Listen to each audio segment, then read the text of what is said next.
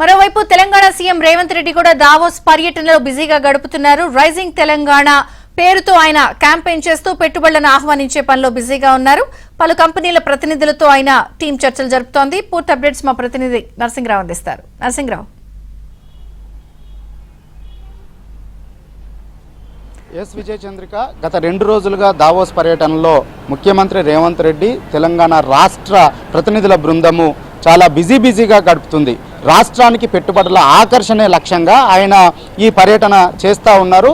3 రోజుల పాటు ఈ వరల్డ్ ఎకనామిక్ ఫోరము సదస్సు జరుగుతుంది. అందులో భాగంగా నిన్న బిజీగా గడిపారు. నిన్న ప్రారంభమైంది ఈ సదస్సు. నిన్న ఆయన దాదాపుగా 1:50 నిమిషాల పాటు ట్రైన్లో ప్రయాణించి ఆయన దావోస్కు చేరుకున్నారు. జ్యూరిచ్ నుంచి దావోస్కి. సో నిన్న పలువురు పారిశ్రామికవేత్తలతో సంస్థల ప్రతినిధులతో ఆయన సమావేశమయ్యారు. ఈరోజు కూడా పలు ప్రపంచ దిగ్గజ సంస్థల అధినేతలతో ఆయన సమావేశం కాబోతా ఉన్నారు. అందులో ప్రధానంగా అమెజాన్ కంపెనీ, అదేవిధంగా యూనిలివర్, అదేవిధంగా Skyroot aerospace, Sify technologies వంటి ప్రముఖ దిగ్గజ సంస్థల అధినేతలతో పారిశ్రామికవేత్తలతో ఆయన సమావేశం నిర్వహించబోతా ఉన్నారు. ఈ సమావేశాలన్నీ కూడా విడివిడిగా జరగబోతా ఉన్నాయి.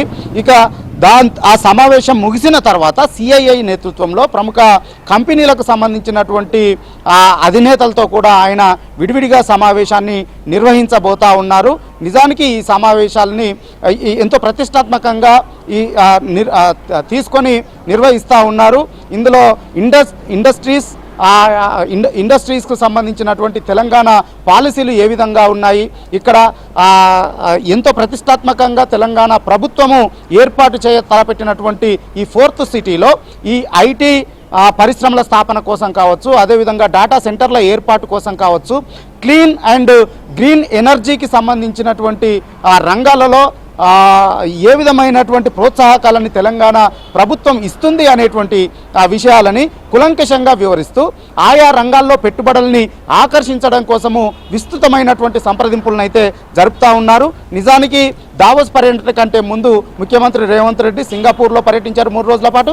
ఆ పర్యటనను ఎంతో సక్సెస్ఫుల్గా ముగించుకున్నారు. ఆ సందర్భంగా సింగపూర్ పర్యటనలో కొన్ని కీలకమైనటువంటి ఒప్పందాలని కూడా చేసుకున్నారు. గతేడాది దావోస్ పర్యటనలో దాదాపుగా 40,000 కోట్ల పెట్టుబడుల్ని ఆకర్షించారు. అదేవిధంగా అంతకు మించినటువంటి పెట్టుబడుల్ని ఆకర్షించడమే ధ్యేయంగా లక్ష్యంగా ఈ పర్యటనని ముఖ్యమంత్రి రేవంత్ రెడ్డి కొనసాగిస్తూ ఉన్నారు. ముఖ్యమంత్రితో పాటుగా రాష్ట్ర ఐటీ పరిశ్రమల శాఖ మంత్రి దుద్దిల్ల శ్రీధర్ బాబు కూడా ఆయనతో ఉన్నారు. అంతేకాకుండా అధికారుల బృందము రైజింగ్ తెలంగాణ పేరిట రాష్ట్రానికి పెట్టుబడుల్ని ఆకర్షించడమే లక్ష్యంగా ఈ సమావేశాలని నిర్వహిస్తూ ఉంది. సో ఈ రోజు నిర్వహించేటువంటి ఈ సమావేశాల్లో ఈ దిగ్గజ సంస్థలతో జరిపేటువంటి సదస్సుల్లో కొన్ని కీలకమైనటువంటి ఒప్పందాలు, కీలకమైనటువంటి పెట్టుబడులు వచ్చేటువంటి ఆస్కారం ఉంది, అవకాశం ఉందని చెప్పి తెలంగాణ ప్రభుత్వం అయితే ఆశిస్తూ ఉంది. సో చూడాలి. సో ఈ రోజునైతే మొత్తానికి ఈ సిఐఐ ప్రతినిధుల సమావేశంలో కావచ్చు, అదేవిధంగా ఇటు దిగ్గజ సంస్థలకు సంబంధించినటువంటి అధినేతల సమావేశాన్ని నిర్వహిస్తూ బిజీగా గడపబోతున్నారు. రేపు కూడా మరికొంతమంది పారిశ్రామికవేత్తలతో కీలకమైనటువంటి సమావేశాలని ముఖ్యమంత్రి రేవంత్ రెడ్డి నేతృత్వంలోని రైజింగ్ తెలంగాణ బృందం నిర్వహించబోతా ఉంది.